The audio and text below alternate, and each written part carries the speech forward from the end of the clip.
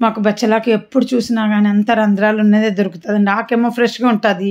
ఇంకెప్పుడు పడేస్తుంటా. ఎప్పుడు ఎన్ని కట్టలు చూసినా గానీ, ఎన్ని రోజులైనా ఏదో 1, 2 సార్లు మంచిది దొరుకుతది. పోన్లే ఇంకా అనేసి ఈసారి మాత్రం రంధ్రాలున్న అంత ఆకు పెద్దగా ఎక్కువ ఉన్నది తీసేసాను. బాగున్నది మాత్రం మాక్సిమం ఇంకా వాడేసానండి. ఆకంతా తీసేసాను. ఈసారి కొంచెం మార్పు చేసినా. నేను చేసే స్టైల్ చెప్తున్నాను. ఏం చేశానంటే కొంచెం నూనెసి బచ్చలాకు, వెల్లుల్లిపాయలు ఫ్రై చేసిన, ఆ తర్వాత వాటర్ వేసి ఉడికించినాను.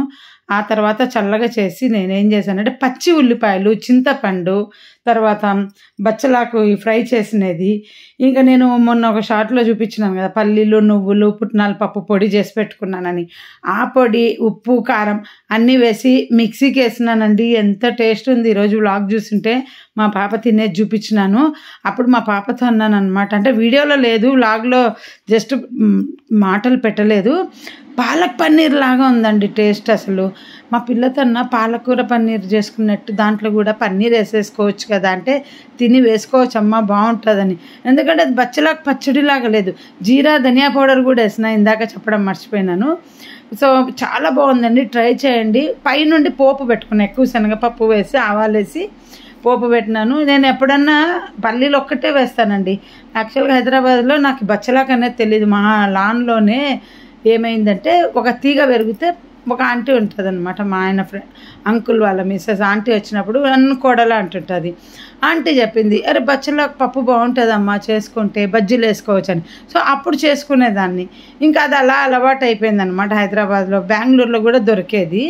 ఇంకా ఇక్కడికి వచ్చాక కూడా దొరుకుతుంది, కానీ అంత పురుగు పట్టినది దొరుకుతుందండి. ఎన్ని రోజులు ఇంకా నేను దాన్ని కొనకుండా ఉండాలా. చాలా కొన్నాను, ఎంజాయ్ చేసిన. మీరు కూడా ట్రై చేసుకోండి నా స్టైల్లో. చూసారు కదా అన్నీ ఎలా చేయడం చెప్పినాను. మళ్ళీ ఒకసారి రిపీట్ చేస్తాను. వెల్లుల్లిపాయలు, బచ్చలాకు ఫ్రై చేసి కొంచెం నీళ్ళు వేసి ఉడికించినాను. ఆ తర్వాత మిక్సీలో జీలకర్ర, ధనియా పౌడర్, అంటే మీరు విడివిడిగా వేసుకోండి, నేనైతే పొడి వేసుకున్నా. జీరా పౌడర్, ధనియా పౌడర్, ఉప్పు, కారం, ఇంకా వెల్లుల్లి అంతే. దాంట్లో మిక్సీకి వేసినప్పుడు పోపు వేసినాను. ఆ పోపులో ఇంకా జీలకర్ర, ఆవాలు, కరివేపాకు, బాడికాయ మిర్చి.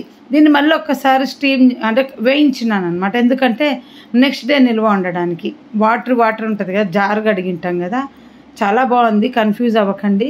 వీడియో అయిపోయే వరకు మాట్లాడాలి కనుక స్పీడు ఎప్పుడు అన్ని వీడియోలు స్పీడ్ పెడతా ఉంటాను. ఈసారి మాత్రం స్పీడ్ ఎక్కువ పెట్టలేదు.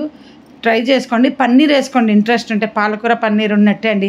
ఎవరైనా బచ్చలాకు పచ్చడిని పాలకూర పన్నీర్ లాగా ఎంజాయ్ చేయొచ్చు. నేను ఈసారి ఎప్పుడైనా పన్నీర్ వేసుకొని మళ్ళీ ఎప్పుడు చేస్తానో తెలీదు. ఇప్పుడే కాదు, ఎప్పుడో చేస్తాను. అంతవరకు మీరు ట్రై చేసుకోండి. వీడియో నచ్చితే లైక్ చేయండి, షేర్ చేయండి.